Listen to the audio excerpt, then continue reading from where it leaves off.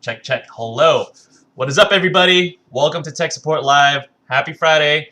If this is your first time joining here, this is a 1 hour long Tech Support Live show. You have me, Angelo, as your host for today. And we also got Darren and Michael. And just to introduce myself, again, for anyone who is new, I'm a senior interactive media specialist here at NETGEAR. I manage this YouTube channel, the Night Hyper Gaming Twitch channel. And if you follow Facebook, Twitter, Instagram, kind of really anywhere across the social channels, there might have been a chance that what you see, I had a part in it, especially on the live event side. So stay tuned for our future live events. And Darren, I'll hand it off to you. Hi, I'm Darren. I'm a technical support specialist at NETGEAR and also a community moderator. I handle covering most home networking products for NETGEAR in our community, and hopefully we got good questions today. Off to Michael. Hey everyone, I'm Michael, Technical Marketing Manager. I see that we know a lot of you that are already in the stream. Glad to see that you're back. I spend a lot of my time working with beta products as well as when I can, and we actually have live trade shows. I do a lot of trade shows, do a lot of one-on-one interaction, showing off our products, and I'm here to help answer any questions that you got. Awesome. Well, thank you guys again for joining. It's awesome to have our panel of hosts here to help out everybody here who's in the chat. So, like we mentioned, we do have our regulars, and I am so happy to see you guys each week. Ryan, thank you for being the first in the chat, literally almost 30 minutes before we started, so thank you for joining. Kieran, Dan, Mr. X, and Ahmad. Hello. Wow, we got our good group here today. Ryan, I'm so happy to be here with you all. Love this show, and we love you. I swear. Like, these are the kinds of comments that keeps this going every single week. And again, this is a Tech Support Live show, so if you have any questions related to you want to upgrade your setup, you want to kill a dead spot, you are running into some super technical kind of thing that I might not understand, but hopefully one of our hosts could help out here. So always happy to see everybody. Ricky B, welcome back. Yes, I am back. I missed last week. Apparently you guys had a good show with Alec last week, so we'll try to keep the energy going. And we're almost up to 19 people. Oh, actually, yeah, we almost doubled as we started. So everybody here who is joining, if you find these kinds of shows helpful, like us being able to get on here every Friday, answering your Tech Support Live questions, we would appreciate a like, appreciate a subscribe. If you hit that bell, you will get notifications. So again, we love seeing the love here, and if you could get over 20 likes on the show, I'll be happy. But I don't have any Tech Support Live questions yet, so what do you guys want to talk about? Drop it in here in the chat. Kieran says the question is, do I have any questions this week? I have a question for you guys. How's your day? How's your week? What are you guys looking forward to? I mean, it's 2021. Personally, there's a lot going on just kind of everywhere. I'm doing a big move, so if you see my headspace in a crazy other different direction, you'll know where my headspace is at, but I want to know from you guys until we get some questions coming in. Darren, Michael, how are you guys? Happy Friday. Hey, doing great. Definitely looking forward to the weekend. Currently, I've been working on and beating my head on getting a new 3D printer up and running because I've already outgrown my other one. It's too small. And happily, I can say I finally got something called a BL Touch, which is an automatic sensor to level your build plate in, rewired, soldered it in, got it working last night. Ooh. So this weekend, I'm hoping I can actually try to build something on it. Oh, man. We need to get you to bring out some of your actual toys here on the show, or at least the things that you're making, because I've seen it, but I don't know, man. We might have some people in the chat who are into this. Well, next week, I'll have a bunch on my desk that I can pop up and show you. Awesome. Darren, how are you doing before we get to Doing good. I mean, it's Friday. The weekend's almost here. Oh, yeah. Hopefully good weather where you're at in SoCal, so it's getting a little warm where we're at. All right. Dan, seems like you are the first one in the chat with the questions. Okay. This is kind of funny. All right, fun question. Where did Wi-Fi come from, and who made the first retail units? Wow. We're going back. This is a little high level for everybody. How do you guys know your history? This is definitely way before our time, but since I saw that before you asked the question, I was able to quickly Google it and see that there was an old company called NCR that back in 1991, along with AT&T, actually created the very first wireless product, the original 802.11 without any letters on it at that point in time. Oh, So wow. 1991 is about the time that the first wireless device was created. So that was a wireless device. Is that still like technically a router? That was at that point it probably was just like point-to-point wireless. I doubt that it was a router at that point in time. So like one device connecting to that Exactly. one device. Oh my Yeah, God. because before that they used to use microwave dishes where you'd point a microwave from the top of one building to a dish on the other side and just blast away with microwaves. Yeah. Oh man. Because I remember when I was growing up, I grew up in like a not so good Wi-Fi household. You know what I mean? I grew up with like honestly still just wiring everything as much as I could, and the Wi-Fi just being kind of like your last resort kind of thing. Yep. Oh my God, yeah, I don't miss those At giant that point, laptops. the Wi-Fi was so slow that it made a lot more sense to do it over wired. Most wireless devices weren't that reliable. And yeah, who didn't run Ethernet cables over the tops of doorways as you're trying to go from one room to another? Oh yeah. And the worst era was when you have to buy an adapter for every single thing you wanted to get a device on Wi-Fi from. Yep. I had all of these super bad like plastic adapters with radio antennas that I don't miss. Also, I'm not that. I'm still okay. Anyway. I'm not that. I can't speak that much into back in the day. I'm sure everybody else in the chat here would very quickly make fun of me. All right, Hamad, I might leave early. Feeling lightheaded. Got the vaccine. No worries. Again, we do this every single Friday, 12 o'clock to 1 o'clock Pacific time. So hopefully you feel a little bit better, Hamad. But we appreciate that that follow-up. Hopefully you can stay here as long as you can. But good to hear. Mark, good day. And Ryan, can you update the app? I need to adjust power for devices. Unfortunately, I am not an engineer, so you know. But what we can do is at least take account of all these comments and be able to pass them off to the team. You need to adjust power for the devices. Is there anything that we can help you out here without us having to hop into different teams? he would just have to use a web browser in order to get into those settings right now if it's not in the app. Gotcha. Because I forgot, Ryan, I think you had the NPG routers though, right? I'm trying to remember which device you have. We're essentially, honestly guys, we're gonna hit very easily over a year. I forgot the exact date of the first time we did Tech Support Live, but very clearly we're hitting that 1-year anniversary mark. I want to find the actual first day, and then that's our year-long anniversary. So and we missed like 3 or 4 weeks because of holidays, basically, and that's about it, right? That's it. It was only like it was like Thanksgiving, and I think the one right before Christmas, and I think maybe like 1 or 2 other times. So, man, well, we've gotten to know you guys kind of well, I hope. So, Ryan, I'm trying to remember which product you have. Yeah, again, if you have an NPG router, you could pretty much do everything through Gimmo OS, but if you're trying to do something through the app, let us know the specific request. We'll try to pass that down. Places and spaces. I also remember your name. Is it beneficial to leave DOS protection off, as I have read where it can use up other hardware within the router when enabled, causing degraded performance? DOS protection. Which product would that be on? That's basically on all your routers. Okay. And it's denial of service protection. And really, it doesn't use up much processing power to actually do. All it's doing is it's checking the packets that are coming in, seeing where they're coming from, and seeing whether you're getting hammered by the same IP address with tons and tons of packets being thrown at you. Gotcha. And you really want to leave that on, because if someone does do a DOS attack on you and you don't have that turned on, you think your network slows down now, your internet access will go kaput, because they'll be hammering you so bad that you won't be able to get anything out to the internet. Oh, that's right. And that's the main reason why you have that built into all routers, is because you don't want someone on the outside to flood your internet connection to the point where you can't talk out on the internet anymore. Mhm. Wow.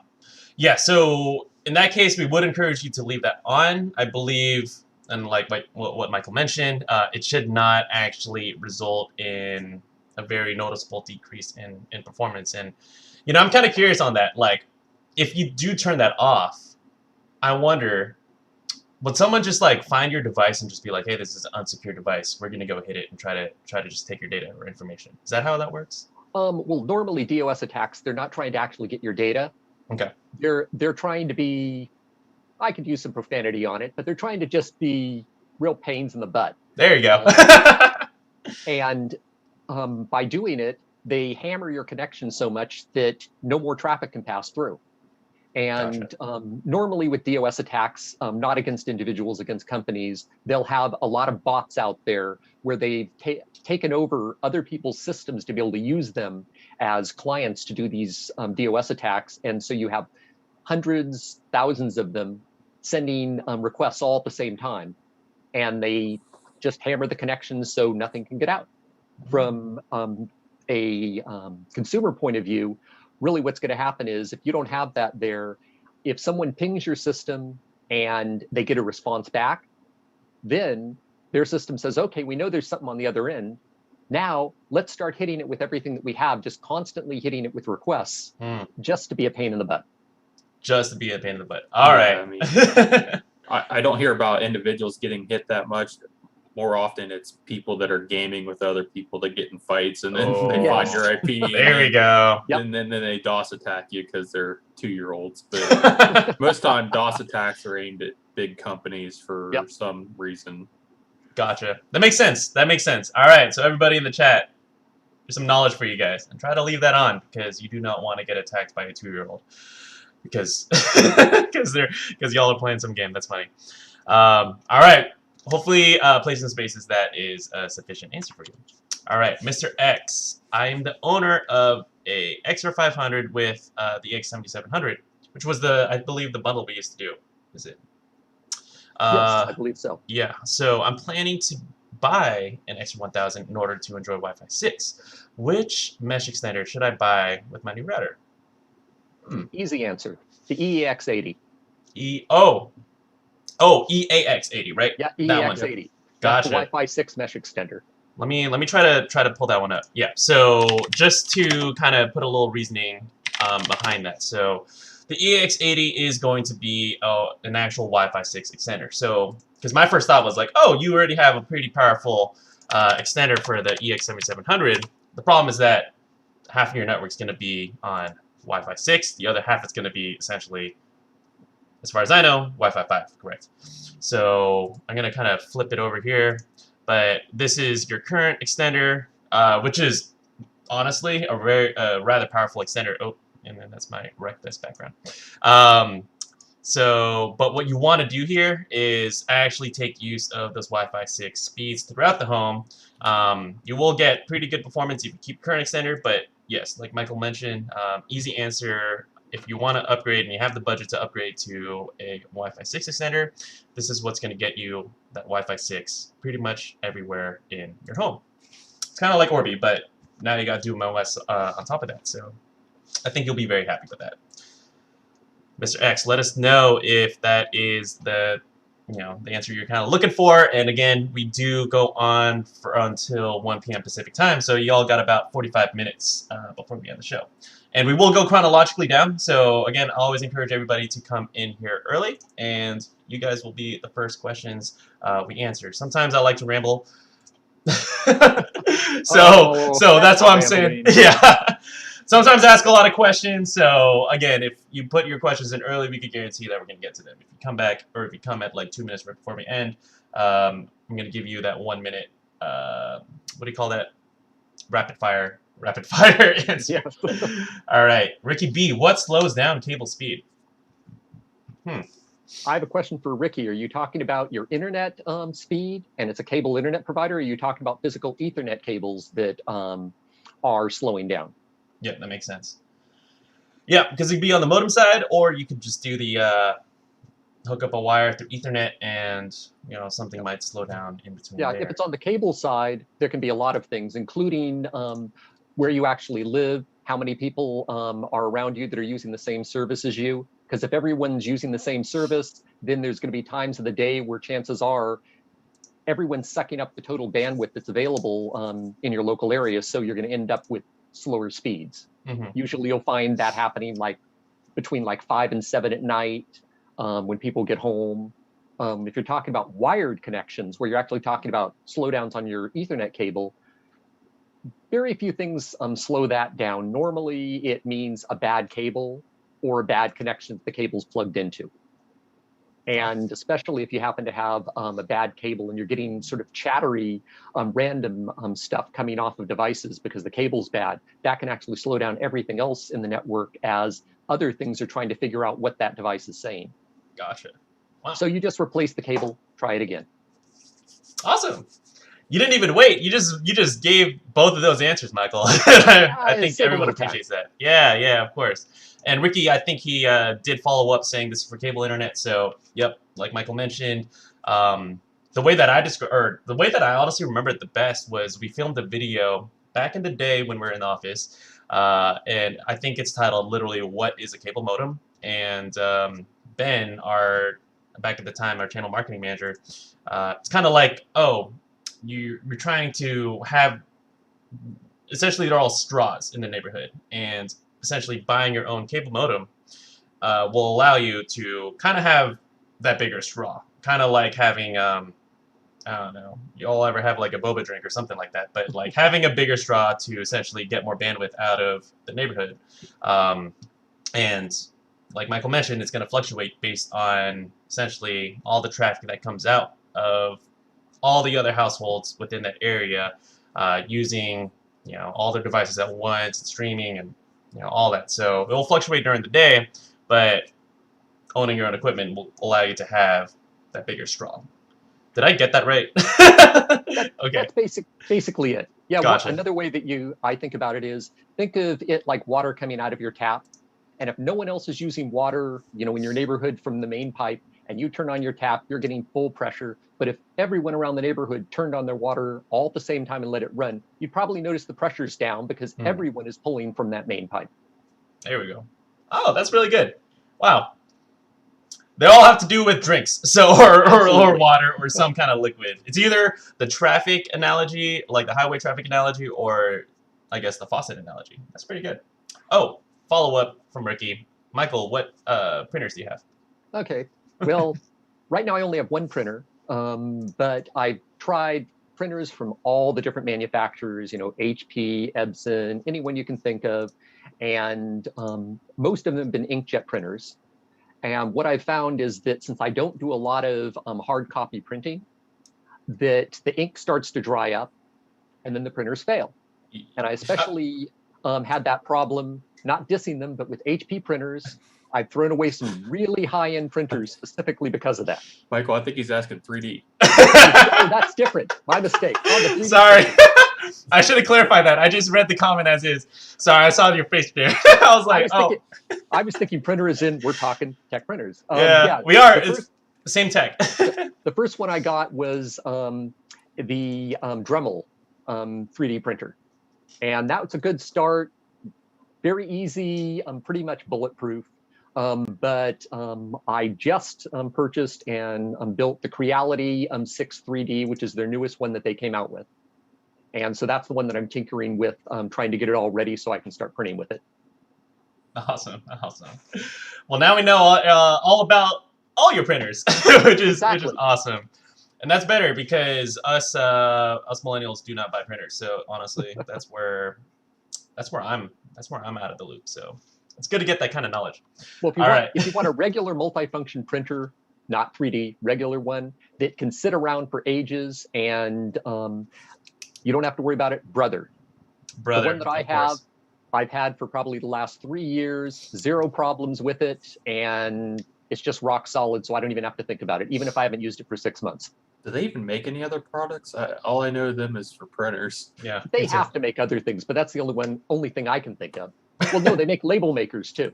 Well, that's in the same category. I know it's still a Well, welcome to Tech Support Live, your #1 source for everything about printers. So, thank you, Michael. I appreciate that. Oh yeah. All right, Mark, I see your question. I also see a follow-up from our gal in the sky, Christine here, handling the NETGEAR YouTube account.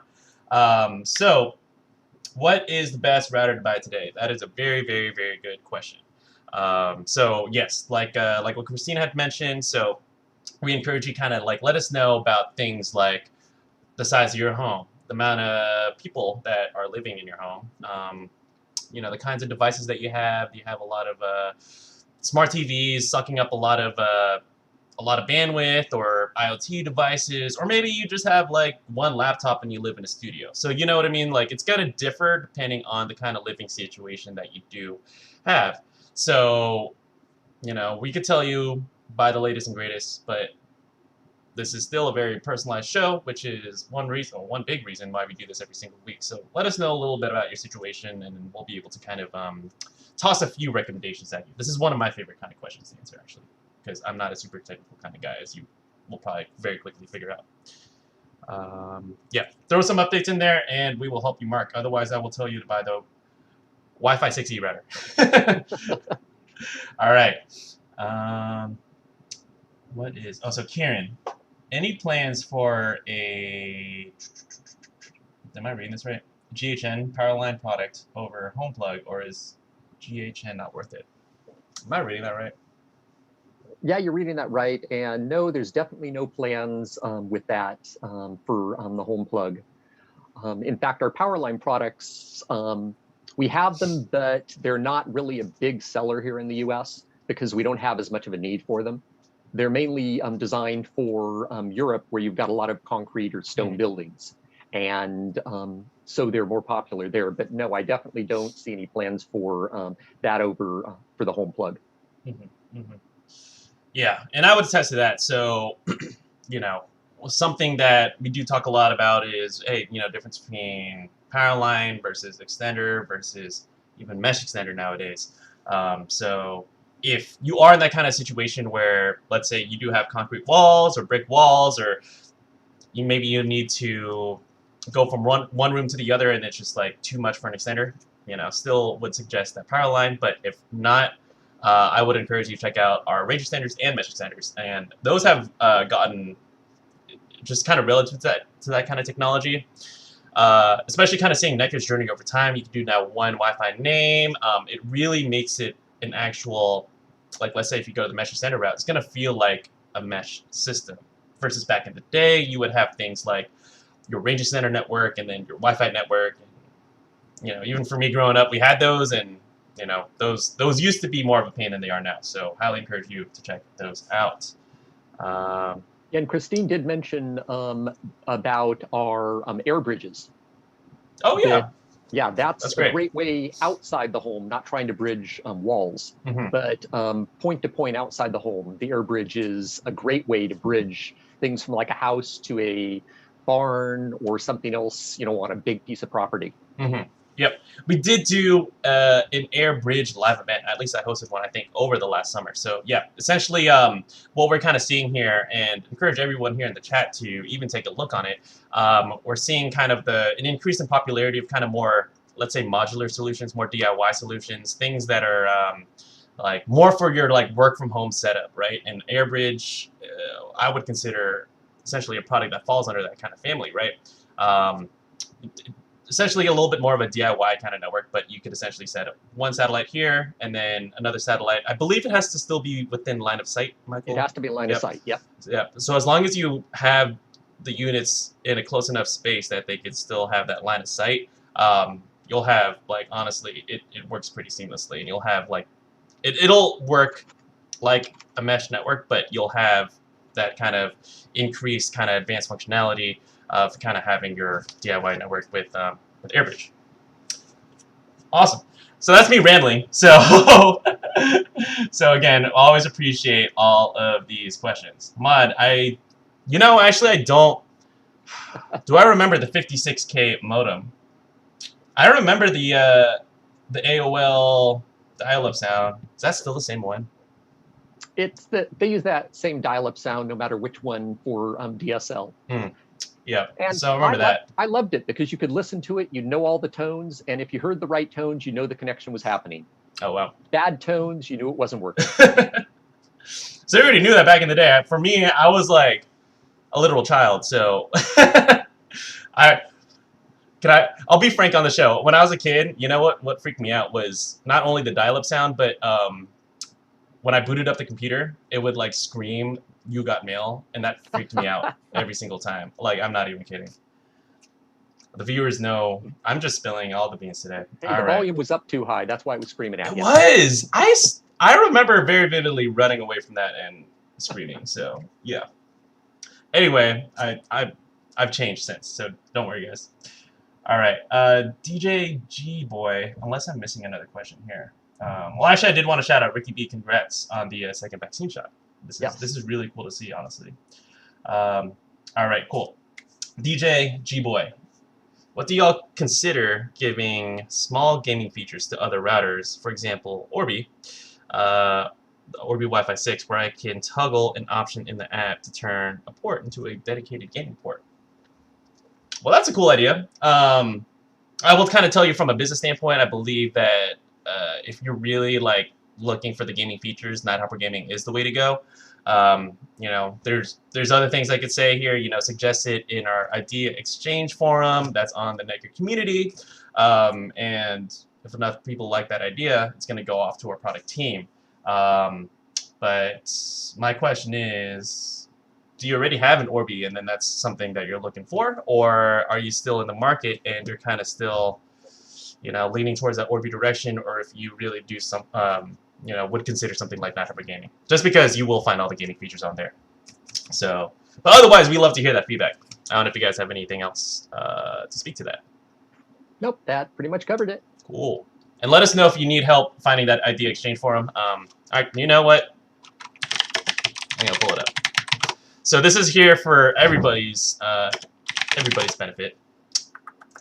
So there's a couple ways to get yourself heard. Not only through this stream, but if you do have an idea that you want to share, check it out here. So it works, you know, kind of like a upvote functionality here. So if you suggest an idea, you'll be able to essentially throw it in here, and people will upvote on them. And I believe, unless I'm mistaken here, there's monthly or bi-weekly meetings where they essentially present all of these ideas to our product team. And for everybody who's new to NETGEAR, I mean, we have that brand awareness, but in reality, we still kind of run like a startup. So really, those ideas will go straight to the people who engineer, manage, and market the product. So all really good stuff. Hamad, where's Ben today? Oh, I believe Christine has answered. Yeah, unfortunately, something came up, but hopefully we'll be able to he'll be able to join for next week. All right. This is a follow-up on Ricky's kind of cable question. Internet speed is the same 24 hours a day, 70 down, 6 up, has a CM1200. I think he's essentially trying to mitigate the slowdowns on there. Well, actually, if his internet speed stays constant the entire time, then, you know, that's good. Depends on what his internet package is as to what he should be getting. Mm-hmm. I know where I live, it's out in the mountains, Santa Cruz Mountains, so there's not a lot of people. So my internet speed stays constant 24/7. Mm-hmm. But I know if I was in the middle of San Jose, the speeds would vary because there's so many more people. Yeah. As far as getting more speeds on that particular connection, depends on the plan he has and what his ISP actually supports, whether it supports DOCSIS 3.0 or 3.1. Going up to a DOCSIS 3.0 at minimum, 3.1 modem would be better. And I've noticed on my plan, I pay for 150 down, and I get 178 down with my DOCSIS 3.0 and 3.1 modems that I tested. Oh, wow. So getting a better modem, if it's not a 3.0 or 3.1, could eke out a little bit more speed, possibly. Mm-hmm. But even with the CM1200, that's a pretty good one, right? Well, the CM1200, that's a DOCSIS 3.1, so he's already set. So he's getting the best that he can from his ISP, depending on what his plan is. If he, say for instance, if Ricky's plan was 200 down and he's only getting 70, then you definitely want to contact your ISP because there's something seriously wrong there. Yep, exactly. But yeah, I mean, even in terms of internet plans, you know, 70 down, see what your options are. If like there's any chance you do want to upgrade, you do have a relatively really good modem there. So you could actually max out the amount of speeds far beyond that 70 limit that you already have. Yep. So I encourage you to check it out and even call your ISP just in general in case you want to upgrade.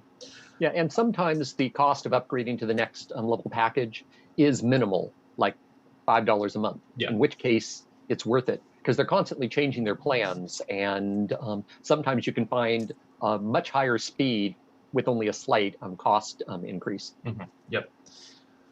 I'm gonna throw it out there. I just signed up for this new apartment, and I'm gonna be paying AT&T $60 a month for a gig down. So I'm really looking forward to. I have an RX 200. Really looking forward to hooking that up. And unfortunately, I'm stuck on the gateway. This is a this is a question that I'm gonna toss out to us. Is fiber always gonna be proprietary? Is that just how it works? Like we will never. No manufacturer will be able to produce a fiber modem. Is that correct? It's really up to the ISPs to decide whether or not they're going to open that up to third-party hardware. I'm guessing in the future, once fiber becomes ubiquitous and basically everyone has it, then yeah, third-party vendors will be able to start making modems that support the fiber directly.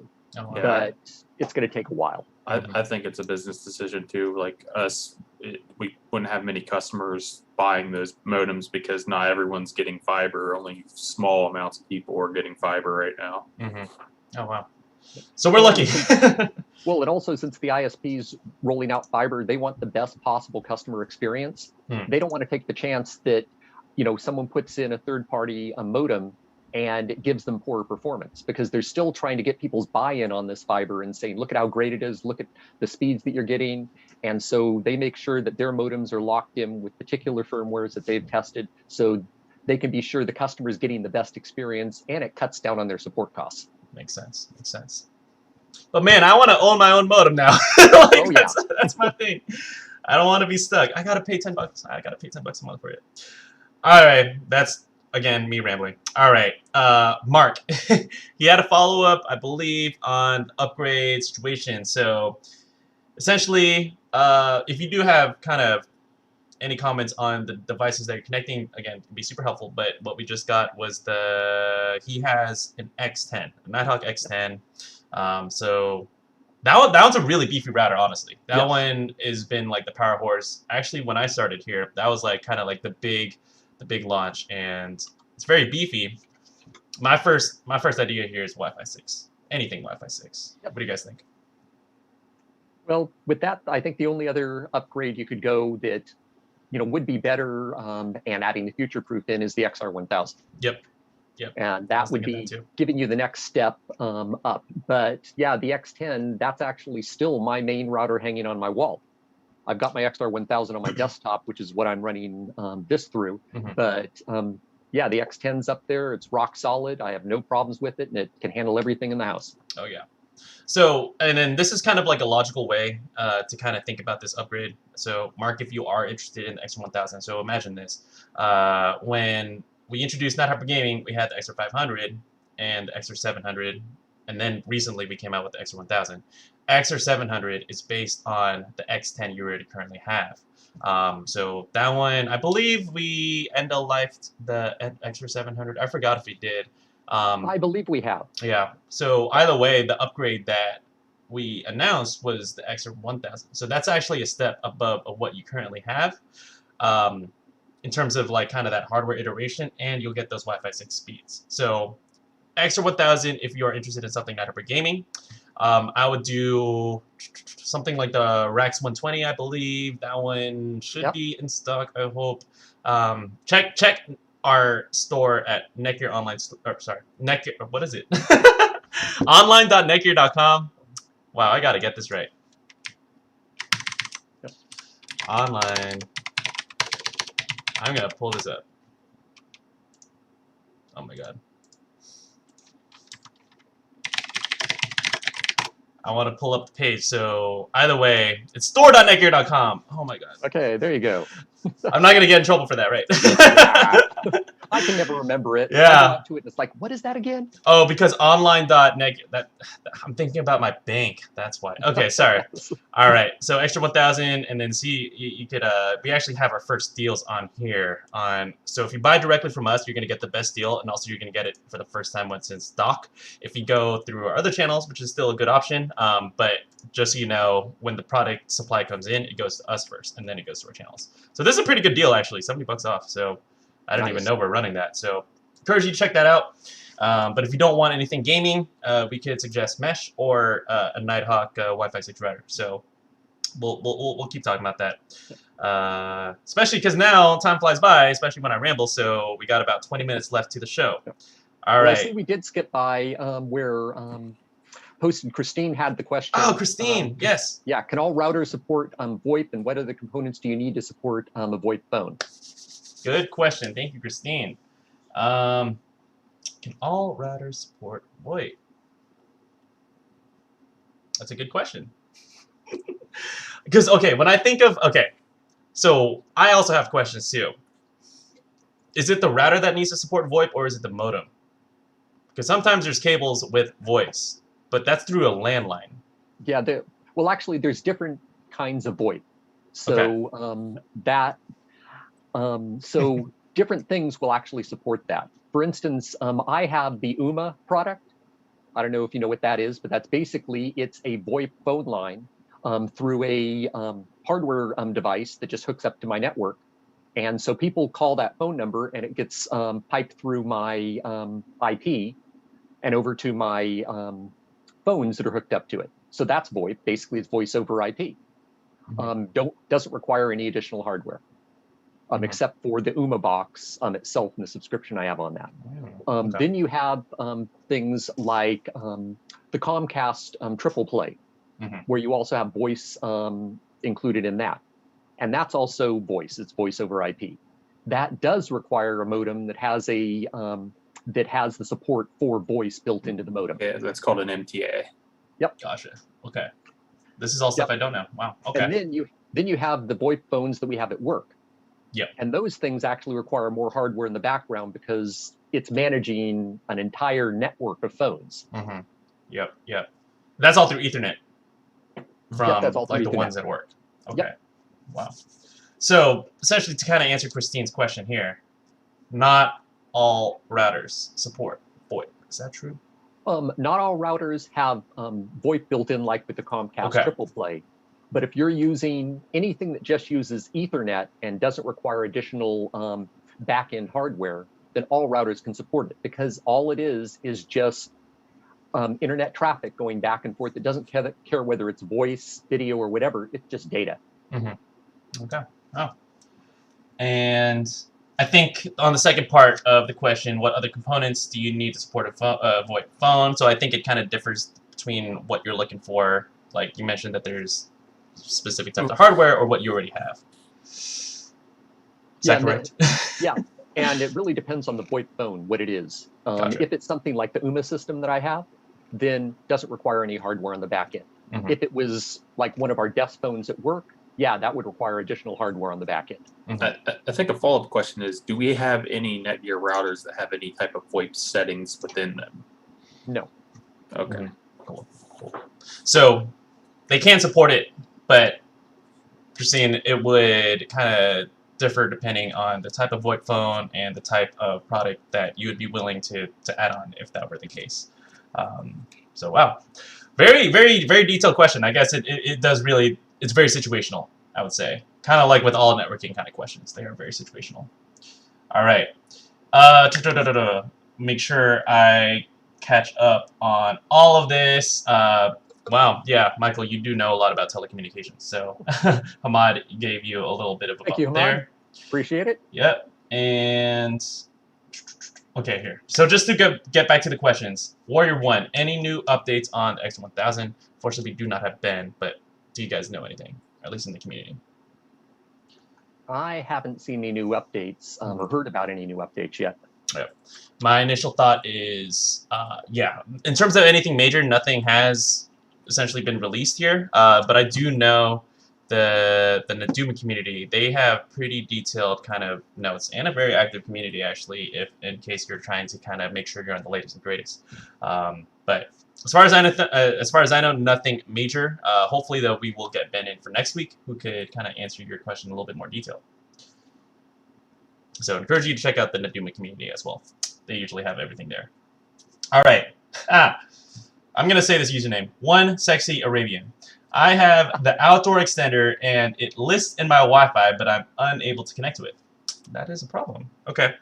Let's see. How do I remove extenders that are on my Orbi app? It shows on the app, but it does not give me the option to remove. And this is through the Orbi outdoor satellite. Okay. And I believe that's kind of what we got.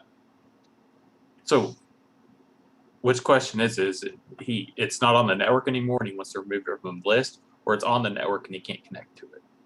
I believe it's more about, can I remove it from the Orbi app? But it does not give me an option to remove. So yeah, it's kind of, I think the first one was the problem, but now it kind of led to the second problem of not being able to remove it. So yeah, I'm curious, how do you reset that? Yeah, well, normally if it finds something out on the network, it should show up on the Orbi app, and you can't really remove it because it's finding it on the network. Mm-hmm. But if his outdoor Orbi is turned off, which means it should not be found when it does a search on the network, and that's still showing up in the list, then that sounds like that's probably a bug in the app, mm-hmm. and needs to be looked into. Mm-hmm. Yep. And if an outdoor Orbi is still turned on and it's showing up in the app, turn it off and see if it goes away. Yep. Because normally it should only show you stuff that's actually currently on your network, not things that used to be on the network 10 days ago or a month ago. Mm-hmm. Mm-hmm. Yeah, and I'm kind of thinking of just kind of some, like, let's say low-hanging fruit kind of solutions here. I'm just thinking things like, yeah, turn off the product, essentially the network, let it kind of sit for a couple minutes, turn it back on, let it kind of reset itself. If it's, oh, go ahead. I have Christine going to link an article, but a key thing to doing this is a device must be offline to remove it from the device manager list in the Orbi app. Gotcha.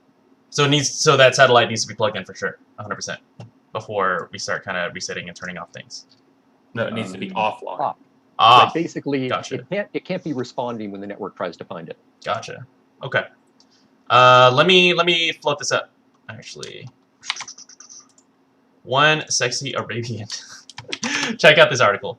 Oh wait. Where did it go?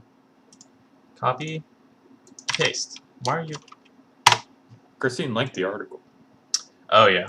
Well, I just wanted to kind of like show up on here. Just YouTube now, it gives me this like weird kind of portal. You are leaving YouTube now. Yep. Oh, yeah. Check out this article. Should kind of give you all the information you need. Did you get all the Streamlabs stuff working? I don't have the actual Streamlabs. Yeah. Oh, because okay, I will tell you guys right now. Thank you, Darren. We are planning our next live event, and that's going to be scheduled for the end of the month. So March 25th. If you guys are looking to upgrade, I'm going to tell you guys first. We haven't even announced this yet.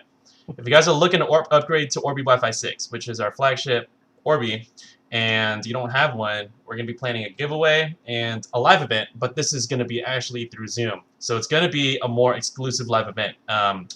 Essentially, we're going to send you guys a registration page, and it's going to be kind of like, it's going to feel more like a conference room. It's going to feel like more like Clubhouse. How do you mention this? But it's going to be exclusive, and we will essentially get everyone who participated in there eligible for this giveaway. So if you guys are looking to upgrade, mark that in your calendar. March 25th, 10:30 a.m., a Zoom exclusive event. So no, I have not been able to play around with Streamlabs because unfortunately we are not going to use Streamlabs for that event because it's going to be on Zoom. Hopefully you guys come. That's it. But that will be one thing that I do want to do. If you guys have any suggestions on how to make these streams sexier, let me know, because I'm going to hook up Streamlabs, and hopefully we can kind of get that going. We could stream to Facebook at the same time, and, you know, we could kind of get your suggestions and just make this a more cool, flashy show, because right now it's still just whatever you see around us, these little overlays. All right. Okay, so let's put this to rest. Mark has 3,000 square feet, multiple TVs, no cable, all streaming, 4 TVs, Sonos, and Arlo cameras. Pretty heavy network, and I would say still the suggestions are about the same. Extra 1000 if you want something gaming. Rex 120, or maybe even a more powerful Wi-Fi 6 router, I think could even work. I'm not sure if we have the Rex 200 in stock, but Rex 120 to Rex 200. Or Orbi Wi-Fi 6. Exactly what I just mentioned. And I believe that should cover it. Especially 3,000 square feet. I would actually push you more on Orbi then. What do you? Yeah, that or a standard like XR1000 or something that includes a Nighthawk mesh extender. Because with 3,000 square feet, unless your router is exactly in the center of your house and you don't have a ton of walls in between, it's probably not going to cover 3,000 square feet. Even though it's rated for it, that's expected in a big circle. And most of the time where your router is, they always have it stuck in one corner of the house, which means that you're really only getting half the coverage because that circle, you're only getting half of it in the house. Yep. Awesome. So I think really at the end of the day, the possibility of doing something kind of mesh in your home, you will get a great benefit. If you do one single router, it's gonna do well, but just be aware, yes, the farther you get out or the more walls you have in between your device and that router, just based on physics, you will get a little bit more of kind of that slowdown the farther you are away. But mesh would solve that issue. All right. So oh, I did want to give a shout out to Razer for answering Hamad's question about the power line connection and corrupting the data. Because Razer, yeah, you definitely nailed it exactly right. And the only thing that I would add to that is the other thing that can cause the data slowdowns on it, because you do have the error correction in there, the slowdowns are if you have bad wiring, old wiring in your house, or if you have devices that are somehow injecting noise onto your line. That can also cause a slowdown because it's just creating a bunch more noise. And so it's got to keep resending packets to get the data through correctly. Wow.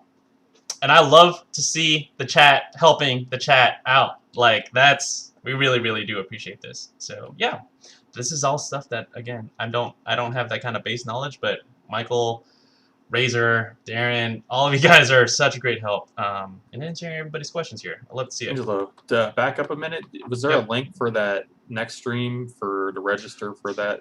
Or is it not up yet? Not set up yet. So stay tuned. I would say, oh man, I want that registration page set up. Follow our social channels. We're going to be announcing it, I believe, through next week. I'm just getting the graphics today, hopefully. So stay tuned. Follow us on Facebook, Twitter, or Instagram. We're going to be essentially posting about it on there. So facebook.com/netgear, twitter.com/netgear, same with Instagram. And we'll be sending out that registration link. All right. Cool. What's our next question? Places and spaces. Is it generally better to use the ISP DNS server or one of the more popular ones like Google? Normally it doesn't matter, but it would depend on your ISP. If it's one of the major carriers or second-tier carriers, then their DNS servers are going to be up to date at all times. Like if you have Comcast, that their DNS server is going to be up to date, so you don't have to worry about it. If you have a tiny little podunk ISP out in the middle of nowhere, possibly if you're having problems, you'd want to switch it over to something like Google or somewhere else.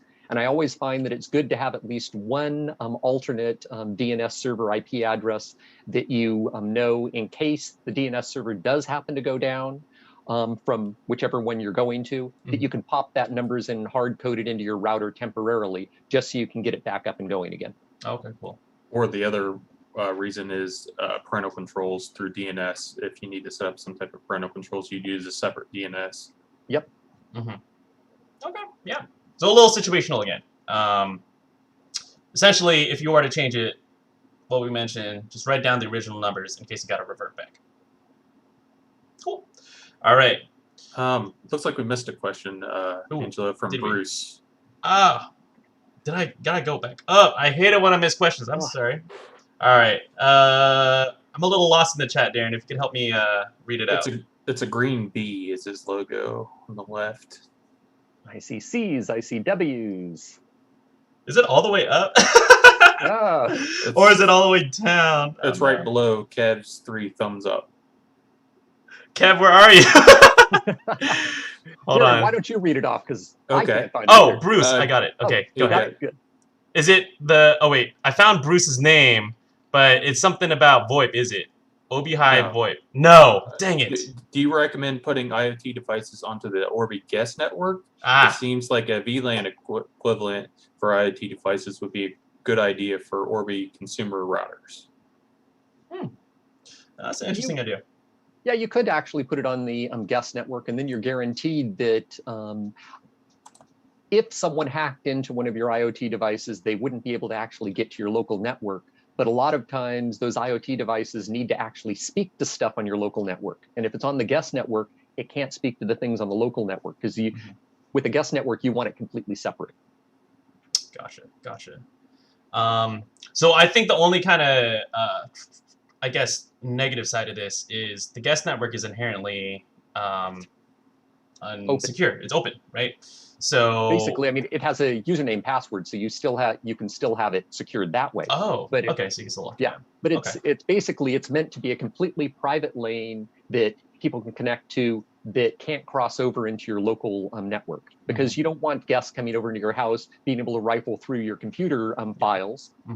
But because it's completely separate, if you put your IoT devices on it, then if the IoT device is communicating through the internet, then you could still get to it, because obviously, like with the Arlo cameras, that goes all the way out to the internet and then back down. Gotcha. But if it's anything that needs to be connected to locally from your PC talking directly to it, then you wouldn't want it on the guest network.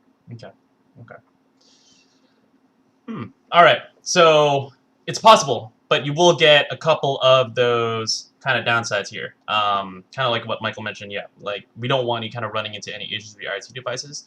Go ahead and try it out, but for sure, make sure you lock it down, just because if not, it's just going to be an unsecure open network ready for anyone to really kind of get access to. Cool. And I did want to shout out to Alpha. So I'm sorry to hear about the issues you are running into with Armor. So what we do recommend, and I believe Christine has dropped that handle in, we'd love to get in touch with you, essentially give you one-on-one help until it does get resolved, especially for 6 months. You know, we want to make sure that you are set. So NETGEARteam@netgear.com. I believe that email is already in there, and then you're going to be reaching out directly to essentially our team, and hopefully we could get your issue resolved there. Yep, and add the hashtag stay connected. Hashtag stay connected, yep. And again, we do this every single Friday. So if for whatever reason you're able to resolve it then, please come back and we'd be happy to help you out over the chat if we're able to help you out. So please come back if you still need more help. All right. I do want to make sure I get all the questions. We are kind of down to our last 5 minutes here. It goes very quick. Snoop Tiger. Hopefully I didn't miss anything. Should we enable IPv6 for gaming? What do you guys think? Because I can't answer. Well, Darren, you want to jump in on that? I mean, yeah, if your ISP supports IPv6, it's always a good thing to enable it. It can help in some situations with gaming, but IPv4 is fine as well. It's all up to if your ISP is supporting that for your location. Awesome. And, you know, I did want to shout out, I think, and I'm going to go up a little bit and I'm going to make this quick, but we got a really good tip here. Where was it? Oh, from Razer. Razer, you're dropping the knowledge on here. If you're going to be using cable internet for the foreseeable future, go with the highest channel count you can get. It helps especially on oversold nodes that are regularly congested. Yep. I didn't know that. That's why you want DOCSIS 3.0 or 3.1 if your ISP supports DOCSIS 3.1, because then you'll get the largest amount of channel bonding. Awesome. And shout out Vanessa Kitty. Welcome back to the show. Like Christine mentioned, I don't think you've barely missed any of them, especially when we're doing them during the summer, Tuesday shows and Friday shows. So we love to see our regulars. So Vanessa, yes, you have an amazing setup, and I am incredibly jealous of it. And I hope that everything we've had to offer has helped you so far. I know you've been talking about murals. I know that you've been doing a lot of teaching here, and you get a lot of essentially performance out of the products we sell, and we love to hear that great feedback. So thank you for coming back every single week. All right. I want to make sure we do have all the questions. Okay. Kieran did mention he does want an SX10, so he could get my NAS to 10 gigabit, but I feel like I'm cheating on my GS108E. I've never powered that thing out since the day I got it. It's funny to hear that, because I'm excited to get my NAS set up. Thank you, Michael. Oh, yes. Yeah, that's what I was thinking about when I was reading that. I was like, oh my god, now I'm getting all these ideas. You guys are helping me out as I move into a new apartment. Hopefully, thank you, Michael, for helping to set up a ready NAS so I can back up my computers, and I'm just looking forward to kind of get my new setup all ready to go. So I'm learning from you guys as much as hopefully you guys are learning from us. So thank you guys. And you especially need the ready NAS if all of your data is on a single drive on your computer. Mm-hmm. Because if that drive goes down, all your data is gone. So you want the redundancy of the ready NAS I'm giving you. Oh, thank you. My life is going to be saved. All right. I do want to make sure, Bruce, you got everything that you needed here, because you did follow up on the IoT device question on Orbi. So IoT devices, put them on guest, isolation between devices, that's good. For IoT, I need the main network able to access IoT, but not vice versa. Is that still possible if you put it on the guest network? It's a lot more difficult to do, because you have to be able to cross the two different subnets. You could still do it. I mean, you could hard code in an IP address to something that's on the guest network, and you'd be able to get to it. But in general, no, you don't. You really want it to be on your local LAN, unless it is something like, for instance, the Arlo cameras, because Arlo is completely controlled and managed through the internet. So it doesn't care where you are and where the cameras are. You're always going to be going up to a website and then back down to the cameras. So then, yeah, those could be on your guest network. But in general, you want it to be on the same local LAN segment. Yep. So that does make sense. So take that into consideration, especially as you kind of set that up. But again, I think, especially with all things networking, it takes some degree of experimenting, trying new things. Remember, like what we mentioned even with the DNS question, if you're going to change something, it's probably in your benefit to write all the stuff that you're changing down, so if something breaks, you could backtrack from there. But that's the beauty of the show, right?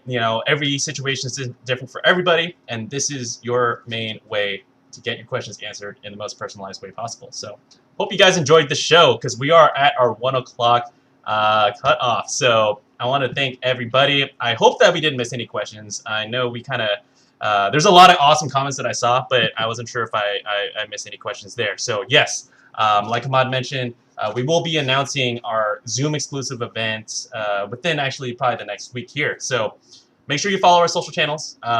If you guys could give me 2 more likes, I see 18 likes. If we get over 20, that's going to be awesome. A great day. That'll be a great day. But otherwise, happy Friday for you guys. Hope you guys have good weather coming your way, and enjoy the weekend. And we'll see you guys next week. All right. See everyone later. See you guys. All right, later, guys. Bye.